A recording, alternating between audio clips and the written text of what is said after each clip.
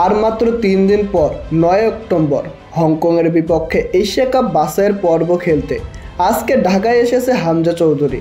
ম্যাচটি বাংলাদেশের জন্য খুবই গুরুত্বপূর্ণ। হারলে প্রায় বিদায় নিশ্চিত হয়ে যাবে। আর তাই গতকাল রাতে ইংল্যান্ড থেকে সকাল 11টায় দেশে এসে পৌঁছান ইংলিশ প্রিমিয়ার ফুটবল লিগে খেলা এই খেলোয়াড়।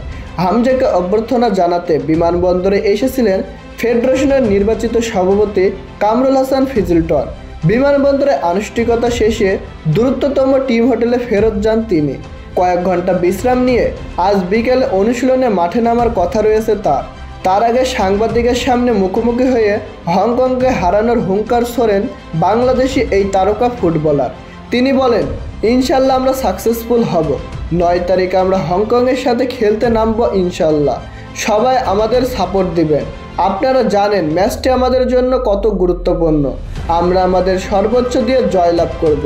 তো প্রিয় দর্শক, বাংলাদেশ কি পারবে হংকংকে হারিয়ে এশিয়া কাপের খেলা নিশ্চিত করতে? তা জানিয়ে দেন আমাদের কমেন্ট বক্সে।